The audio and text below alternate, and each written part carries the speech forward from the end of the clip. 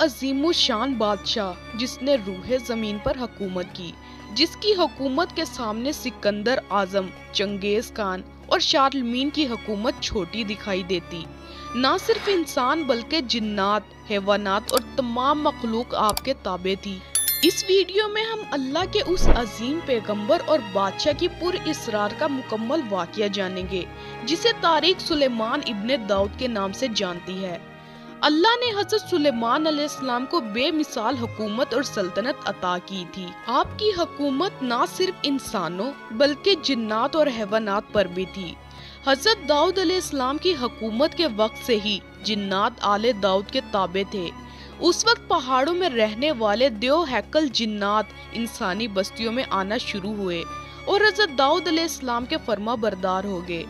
हज़रत दाऊद ने अपने बेटे हज़रत सुलेमान अलैहिस्सलाम के लिए दुआ फरमाई कि जिस तरह अल्लाह ने उन्हें नेमतें अता की, उनके जानशीन को भी इन नेमतों से अता फरमाए। लिहाजा हज़रत सुलेमान के दौरे हुकूमत में भी ये जिन्नात नौकर चाकर की तरह आपके दरबार में हाजिर रहते और आपका हुक्म बजा लाते थे। ये हज़रत सुलेमान के हुक्म पर बड़ी बड़ी इमारतें और महल बनाते थे। इन जिन्नातों में बहुत सारे काफिर और सरकश भी थे, लेकिन इसके बावजूद वो हज़रत सुलेमान के फर्मा बरदार थे। मगर इन तमाम नेमतों के बावजूद मौत से हज़रत सुलेमान को भी नजात न थी और ये मौत को भी एक मुकर्रर वक्त पर आनी थी। दरअसल मुल्क के शाम में जिस जगह हज़रत मूसा अलैहिस्सलाम ने अपना खेमा गाड़ा था, ठीक उसी जगह हज़रत सुलेमान के वालिद हज़रत दाऊद ने इबादत के लिए अजीम बैतुल मुकद्दस की बुनियाद रखी।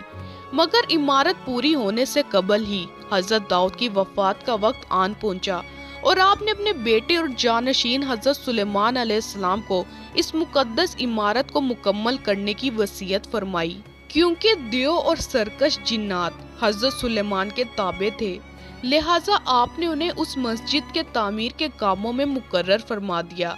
तारीखी शवाहिद से पता चलता है कि अदवाम के इलाकों में बड़ी बड़ी कानें थीं, जिनसे पत्थर और तरह तरह के मादनियात निकाले जाते थे, जो इंसानों के बस की बात नहीं है।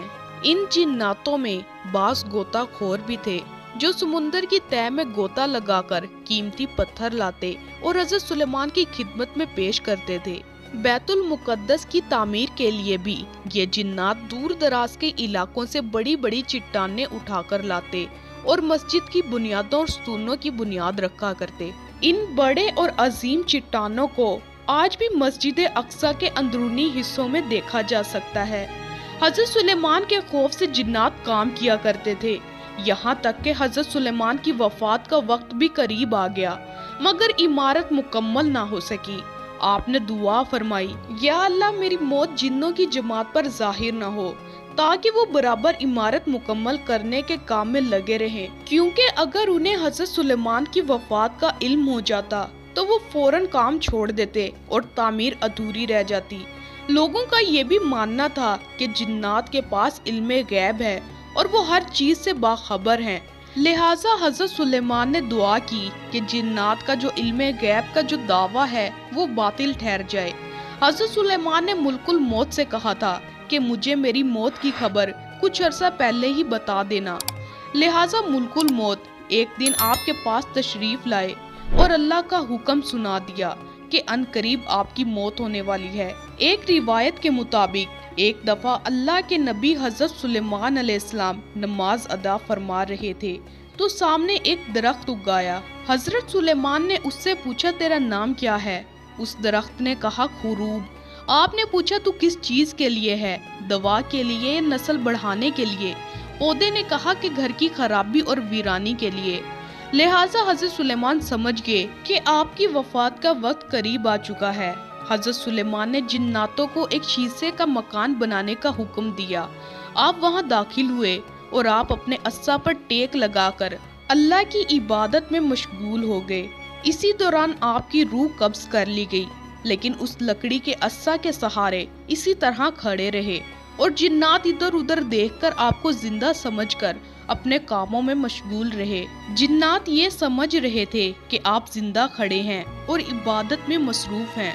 आप इसी हालत में एक लंबे अरसे तक खड़े रहे। मुफस्सरीन ने लिखा कि हजरत सुलेमान इसी हालत में 1 या 2 महीना खड़े रहे थे। बाज ने लिखा कि 1 साल उस अस्सा के सहारे खड़े रहे, इसलिए जिन्नातों को कोई हैरत भी न हुई, क्योंकि वो कई बार देख चुके थे कि हजरत सुलेमान अलैहिस्सलाम 1 महीना बल्कि 2-2 माह तक बराबर इबादत में खड़े रहा करते थे। चूँकि अंबिया कराम के जिस्म मुबारक जमीन की मिट्टी नहीं खा सकती, ना ही आम इंसान की तरह खराब होती है। जैसा कि नबी पाक ने फरमाया, बेशक अल्लाह ने जमीन पर हराम कर दिया कि वो अंबिया के जिस्मों को खाए, लिहाजा हजरत सुलेमान इसी हालत में वहाँ खड़े रहे, यहाँ तक कि हजरत सुलेमान जिस अस्सा के सहारे खड़े थे, लकड़ी के उस अस्सा को दीमक ने खाना शुरू कर दिया। अस्सा आखिर कमजोर होकर टूट गया और आपका जिस्म मुबारक जमीन पर आ गया। उस वक्त जिन्नों की जमात और तमाम इंसानों को ये इल्म हुआ कि आपकी वफात हो चुकी है। हजरत सुलेमान की वफात के इस अजीब वाक़ये ने इस चीज की भी हकीकत खोल दी कि खुद जिन्नात को भी पता चल गया और इंसानों को भी कि जिन्नात आलिमु गैब नहीं हैं। अगर उन्हें गैब का इल्म होता तो हजरत सुलेमान की मौत से 1 साल पहले ही बाखबर हो जाते। फिर हमने जब उस पर मौत का हुक्म भेजा, जिन्नों को उसकी मौत ना बताई, मगर जमीन की दीमक ने कि उसका अस्सा खाती थी। फिर जब सुलेमान जमीन पर आए, जिन्नों की हकीकत खुल गई। अगर गैब जानते होते तो इस खारी के अजाब में ना होते।